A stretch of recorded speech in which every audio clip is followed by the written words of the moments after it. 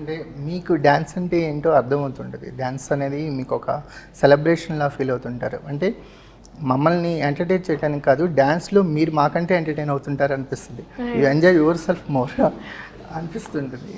అంటే నాకు డాన్స్ అనేది ఇట్స్ అన్ ఎమోషన్. ఎందుకంటే నేను ఏమైనా సెలబ్రేట్ చేయాలనుకున్నప్పుడు డాన్స్ చేస్తాను. మీరు పాటలు పెట్టుకో, నేనే కాదండి, మనం అందరం అంతే. పుట్టినరోజు అందరం ఇలా చేయలేకపోవచ్చు కానీ ఏదో అలా కాదు, అయ్యో. అండ్ నిజంగా నాకు ఏదో ఆలోచనలో పడి, లేకపోతే నాకు మనసు ఏదో బాగోకపోతే అప్పుడు కూడా పాటలు విని ఏదో మెల్లగా డాన్స్ చేస్తే it brightens my day up. So it's a way of expressing.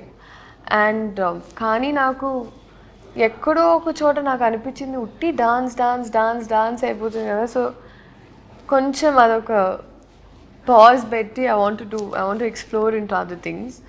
Because అంటే చూసిన వెంటనే ఒక మనిషిని dance is the first thing that comes.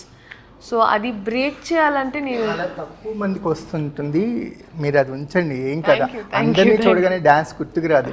మాకు జెనిలియన్ గారిని చూడగానే మాకు హాస్ని గుర్తొస్తుంది, తన స్మైల్ గుర్తొస్తుంది. కొంతమందికి అలాంటి గ్రేస్ ఉంటుంది, లైక్ మాధురి దీక్షిత్ కానీ శ్రీదేవి గారిని కానీ వాళ్ళు చూడగానే నెక్స్ట్ ఏదో ఒక సాంగ్ మైండ్లో తిరుగుతూ ఉంటుంది. సో దాన్ని మాత్రం పాస్ చేయకండి, కీప్ ప్లేయింగ్.